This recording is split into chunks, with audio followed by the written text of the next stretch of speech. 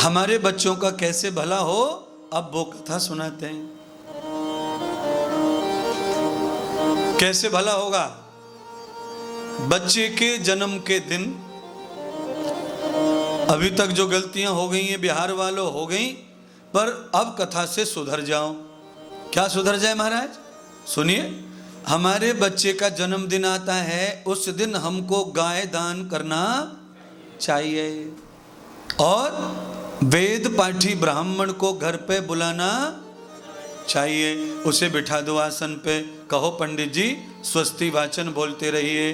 फिर एक सन्यासी को बुलाना चाहिए, उनके चरण धो करके अपने बच्चे को जल पिलाना, भोजन करवा के बड़ी दक्षिणा दे के विदा करना चाहिए। फिर कमाल, फिर मुझसे लिख के ले लो, आप साइन ले लो, अंगूठा लगवा लो। 100 वर्षों तक भी तुम्हारे बच्चे का बाल बांका हो नहीं सकता। ये है जन्मदिन का प्रभाव।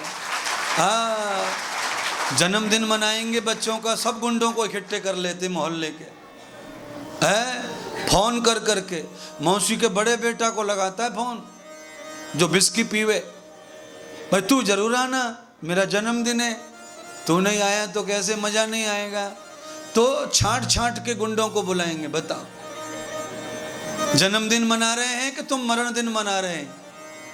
यही नहीं पता है क्या करना चाहिए जन्मदिन में। श्रीमद् भागवत कथा से समझ में आएगा।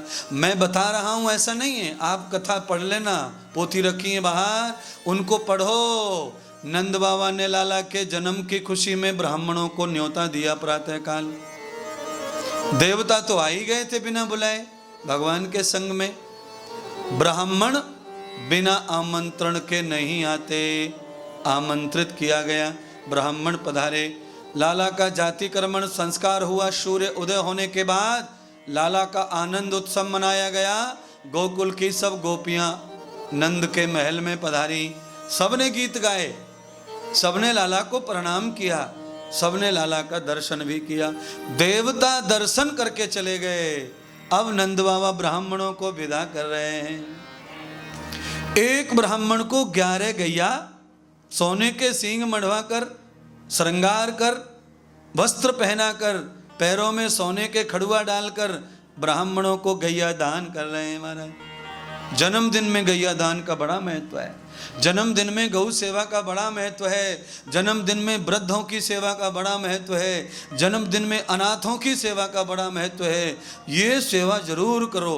कहीं अनाथालय हो वहाँ जाओ, कहीं वृद्धाश्रम हो वहाँ जाओ और वहाँ जाके जन्मदिन मनाओ। फिर आशीर्वाद की पोटली तुम्हारे छोरा से ना चले महाराज, इतनो आशीर्वाद मिले।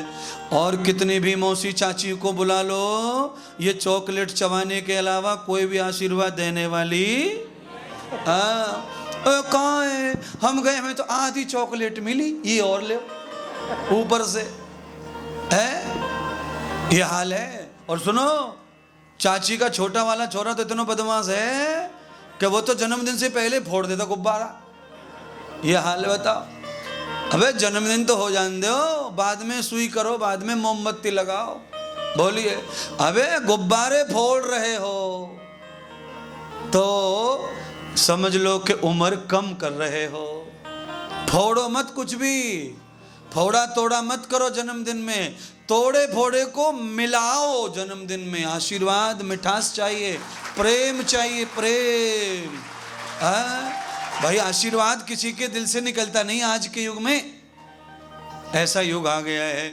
चाची आती तो है बर्थडे में, पर अंदर से आती नहीं है। सब जानते हैं, चाचियां भी जान रही होंगी सब। भाई गुरुजी सब पहचान रहे हैं। गुरुजी सही कह रहे हैं आप, मैं तो बिल्कुल ऐसी ही हूं अंदर से। तो चाची तू भी सुन ले, तेरे छोरा को भी जन्मदिन आवेगो, ताई भी ऐसे ही आएगी जैसे तू गई थी।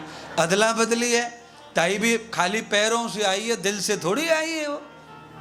हाँ, और सुनिए, जन्मदिन से जब वापस जाते हैं तो जन्मदिन में कमी निकाल के ही जाते हैं। कमी नहीं, भाई देखो कुछ भी है, बढ़िया जन्मदिन मनाया, पर केक जो है ना, हमारे जो टेबल थी ना, ऐसी टेबल नहीं है इनकी।